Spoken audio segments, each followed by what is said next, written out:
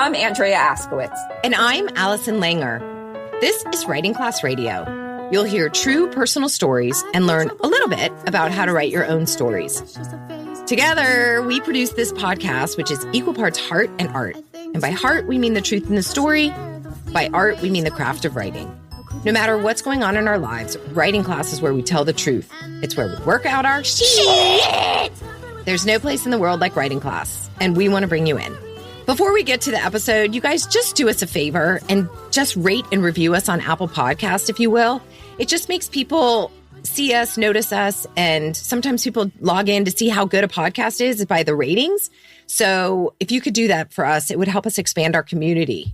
And that would be awesome because we want to meet all of you. Today on our show, we're talking about happy endings. The story we're about to bring you is written and read and sung by Amber Petty. Amber Petty used to be an actor, but now she writes and helps other writers get into freelance writing. In her acting days, she performed at the Upright Citizens Brigade Theater and did more than 500 shows of the Off-Broadway 50 Shades. She's written for the New York Times, Thrillist, Greatist, Bustle, MTV, IFC, and Snooki's blog. Now, Amber Petty teaches freelance writing and works on very important projects like her book of short stories inspired by the musical Cats. You'll hear Amber Petty's story after the break. We're back. This is Writing Class Radio, and I'm Allison Langer. Here's Amber Petty reading her story all by myself. Yeah! All by myself.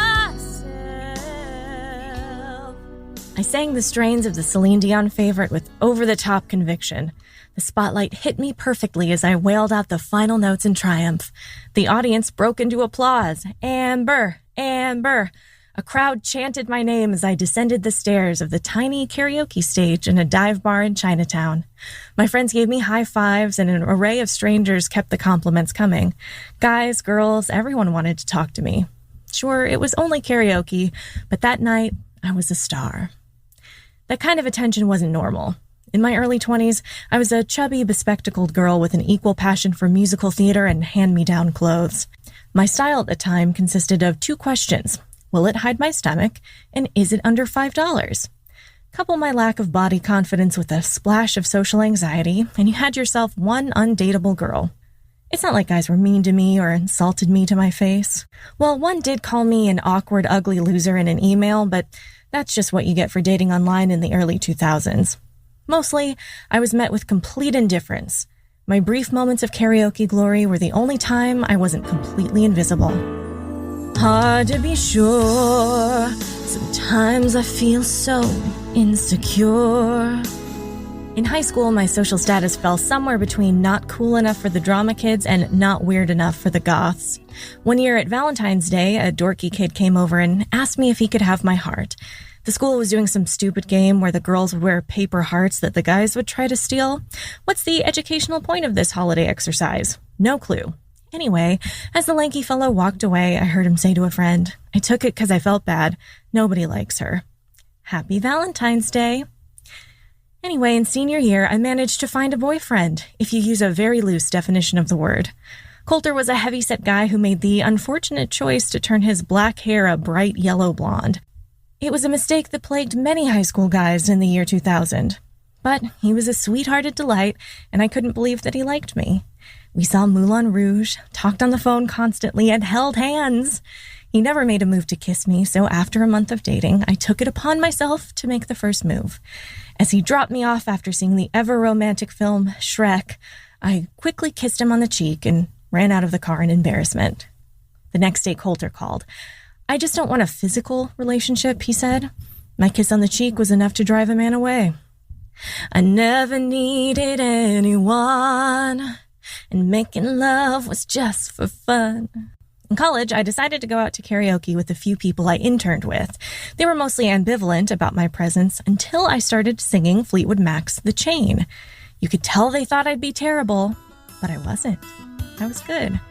And if you don't love me now, you will never love me again.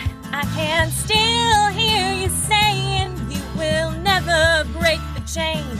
My colleagues and the other people at the bar started treating me differently. Instead of being ignored when I asked the bartender for a drink, I got served at a normal pace. Instead of being avoided as the new intern girl, I was part of the conversation. Instead of being utterly asexual to those around me, a stranger shouted out, "I've got wood," at the end of my rendition of Son of a Preacher Man. Unfortunately, the harassy sexual statement wasn't what I was looking for, but as a 21-year-old virgin, it was the closest thing I had to a date since high school. But when I dial the telephone, nobody's home. Somehow I managed to get through college without a single date. By 22, I realized that my excuse of every guy is an a-hole simply couldn't be true. If I wanted to find someone, I had to quit being scared of talking to people and make more of an effort. Normally, I'd sit quietly in the corner of the bar, watch my friends get hit on, and then wait for them to come back and talk to me. But nobody wants to take a chance on the brooding girl reading the best of Clifford Odets in the back of the bar. I had to take a chance. So one night when I went to a bar after an improv show, I decided to take that chance. This particular bar sold popcorn until midnight, and I snatched up one of the last bowls. As I nibbled on the salty goodness, a balding guy in his early 30s came up to me. "Can I have some popcorn?" he asked. "Sure."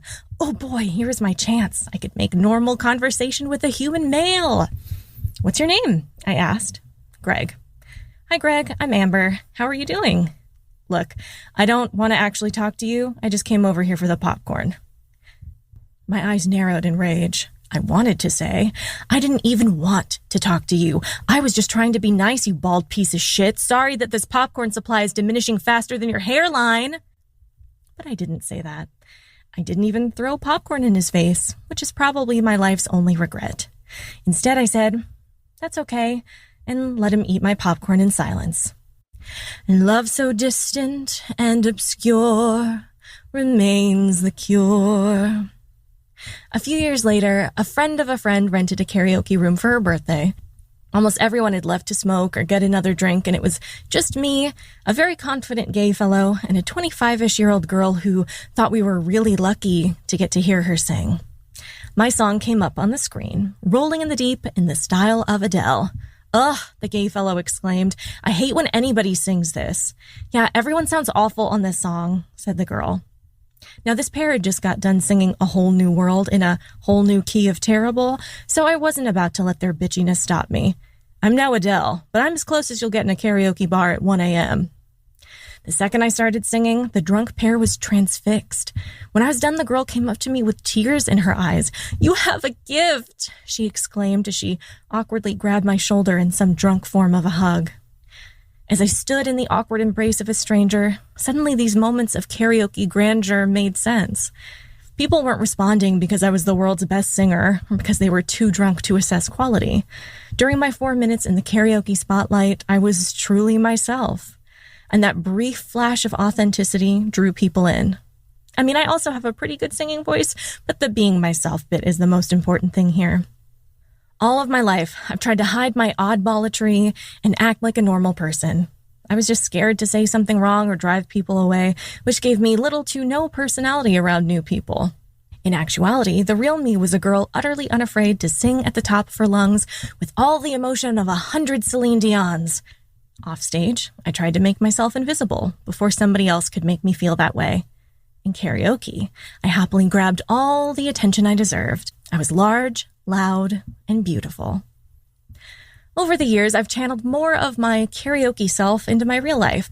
I found ways to relax and be a weirdo, which led me to a really strong friendship with John, another intern at work. At one of our many intern karaoke nights, I realized that his rendition of I Think I Love You might have a little more real-life meaning than David Cassidy intended.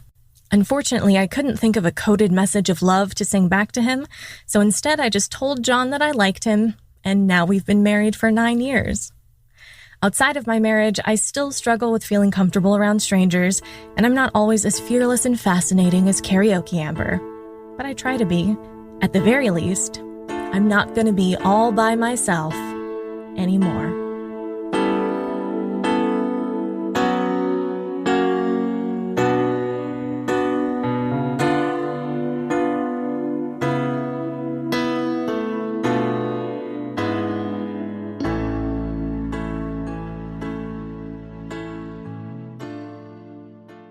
Oh my God. Yeah, I loved her. I loved her. She makes me so happy. I want to be friends with her. I want to go sing karaoke with her. Me too, but I'm so bad. I know. I love everything about this story. The voice itself is so good. I mean, obviously her physical voice is incredible. The way she reads and performs it and sings it is just so heartwarming. But I felt this voice on the page. Like she did a great, great job of really showing who she was on the page. She didn't spend a lot of times talking about her physical looks. Like I almost don't have a picture of what she looks like and I don't care. I loved that she didn't like stop and elaborate every time she gets like punched, basically sucker punched. She just like, okay. And we see who she is and she kind of moves on from there. So we're pulling for her. We want her to stand up for herself, but she's so genuinely sweet. Like she lets this popcorn guy eat all her popcorn. The thought bubble of like, here's my chance. Oh my God. And then when he disses her, she's like, you bald piece of shit. Like I was like, yeah. So I loved those particular things. I thought you would love her when she ripped it in her head about the bald piece of shit. Cause she was like, she had a meanness inside her that was like, So why do we love when someone reveals like their meanness? No, because it just like, then it doesn't make me feel so bad about mine. I'm like, oh, good. And it just feels so true. Yeah. Yeah. God. No, absolutely. One thing I noticed when we were just listening is we definitely get her personality the whole time. Like from the very first minute, she's singing. She's like, I took my breath away a little bit when she started. Like she starts with like karaoke Amber. She's singing so hard and she still nailed it. And then there was a confidence in her throughout. She knows she's not that, I mean, she tells us like maybe she doesn't have the best voice in the world, but she knows she has a good voice and she knows she's good at karaoke. And she said it a few times and I loved that confidence. Like when she goes, these guys, like they just got off singing A Whole New World in a whole new key of terrible. Yeah. She's like, I'm no Adele, but I'm the closest to Adele you'll get at a karaoke bar at 1 a.m. So she really had an underlying confidence so that when she lands the man at the end, I mean, I don't want to say it like that. Now she's no longer alone. I mean, I'm not surprised. Not at all. I wanted to talk about how like stories with happy endings just kind of, I don't know. I'm sort of like against positivity in the strangest way. Like when you recommend that I listen to certain podcasts, I'm always like, no. Like uplifting, like inspirational. No. Why is that, you think? To me, it feels so fake. It does. It feels like Southern charm gone bad. Like I much prefer people who are like, you know what? If you're in a bad fucking mood, just be in a bad fucking mood. So I think that's why I like stories that don't end on a happy note. I mean, I feel like I'm a positive person. No. I mean, in some respects you are. I mean, but this is not about you. So, but I do want to say, yeah. Well, what? Yes, it is because I want to figure out why I love Amber Petty. I'm going to tell you why, because her structure fits right into what we love. She sets it up. She's a total like loser, basically at the top. Although we hear her sing, so we know she's not a loser. And she's just such a kind-hearted. We're pulling for her. We really want her to get get to the end where she makes something of herself or is happy or whatever it is. Like we're pulling for her because she's so... she's the underdog? Yeah, she's the underdog, but she's also so kind and kind-hearted. And she's not like an egotistical, like, if only these people knew how great I was. Like she sees herself like others see her, right? That thing that they used to ask you when you were in elementary school, like on your forms that they would fill out. Do you see yourself as other people see you? And I was like, what the fuck does that mean? Now I get it. I don't remember that form. Oh my God. That thing sticks in my head because I was like, well, why do I have to care what other people think? Oh, that's a good question. But I want to know if you thought people saw you the way you saw yourself. I mean, I don't even know how I saw myself. Like, I don't think us growing up, I was born in 68. Like, I don't think that we did a lot of introspection then, as much as people do now, or at least that I do now. And I see myself, I see my good, I see my bad. I tell my kids, like, you got good and bad.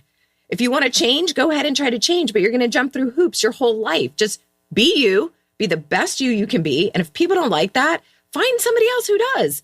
And I just go back to like all my friends from high school. Like, we're all so different. And there's things that I'm sure I do that bug the shit out of my friends sometimes. But then I do a bazillion things that they love. And that's why they love me like crazy, because I guess, they just put up with me because I've known them so long. But I must have some redeeming qualities. But I'm not going to focus on all the negative shit. I want to say, wait, this isn't about you. But oh, sorry. No. But I do want to make it about you. But I do want to make it about you for a second. You like that? How I turned it from you to me? Yeah, right. You're like, this isn't about you. 10 minutes on what I was like in high school. I actually do think that you, Allison, or maybe you're better now, but when we first met, I don't think you had a sense of how other people saw you. I think that you were like, so it's interesting that you had that question in even elementary school. So how do people see me since you met me? They see you as very, very confident and intimidating. They see you as like poised and direct. I think the reason I like you is because you're not that sunny. I mean, you are positive, but you're not fake positive. What Amber did is she did know herself. It seems like she knew herself the whole time. Yeah, and she's just like, okay, that guy gave him a kiss. He doesn't like me anymore. Like it's not that she wasn't sure who she was. I don't know if she did or wasn't sure. No, she did. Because remember, she said, I wasn't cool enough for the goth kids. I wasn't geeky enough for she pretty much knew exactly where she stood in the social hierarchy. And so I trusted her. I know, but what I'm trying to say is we don't really know how she felt about that. She didn't. So some people may have taken the angle, like I was a geek in high school, I was an outcast, and this is how I've gone on with my life. But she did not take that line of thinking and that storytelling line. What she did is she showed us her evolution through karaoke. And that's what made it so different than some of the other stuff that I've read or we get and stuff. Yes, everybody has a transformation, but it's how you figure out how you're going to tell it. Is that going to be an interesting story? And Amber came up with a very interesting story, right? A very interesting, first she started with this situation, right? The situation of her being this person who wasn't cool. But then... Well, the situation is her stepping up on stage to karaoke. I see it as different. I think the situation is here you have this girl who is not very cool and she's trying to figure out a way, or she finds a way, not even that she tried to figure it out. She found a way to really come into herself and find her people, find herself and be good with who she was. That's the story, as we say it on Writing Class Radio. The situation is girl steps on stage a bunch of times at karaoke. The story is I realize in karaoke, I am me to my core. And people will love me for that. The reason why I say that is because the whole first part is a setup. So yes, the karaoke can also be a situation. I think maybe there's two situations here. Here you've got this backstory of a girl who, or, whatever, however you choose to see it. We could argue about this all day, but there is a situation, but she has made meaning of the situation. And that's why we love it so much. It wasn't that she just got up on karaoke and was like, woo, but she really interprets it. She makes meaning of it and she moves forward in her life with that new appreciation for herself and who she is. There's another thing I loved about it, which is her commitment to singing, her commitment to knowing herself. Like this narrator is committed. That was brilliant. I loved how much she knows about all the music and the songs and the details that are put in here are so good. You will never break the chain. I started to sing with her. I know. And when you start singing, I always get worried because unlike her, you do think you're really good. No, I know I'm really bad. But I'm like Amber. I still love it. Yeah, that's awesome. Thank you, Amber Petty. And thank you for listening. For more Amber, please visit amberpetty.com or at Amber @npetty on Instagram. Amber also has a newsletter that lists open writing jobs. Yeah, she's very generous with giving writing job opportunities. Sign up for free at amberpetty.com/signup. Writing Class Radio is produced by Allison Langer, me, Andrea Askowitz, and by Matt Kundle and Evan Serminski at the Sound Off Media Company. Theme music by Justina Chandler. There's more writing class on our website, writingclassradio.com, including video classes, essays to study, and editing resources. If you love the lessons you get on each episode, you can get them all in one place on our 3-part video series for just $50. Click video classes on our website. If you want to be part of the movement that helps people better understand each other through storytelling, follow us on Patreon and join at any level.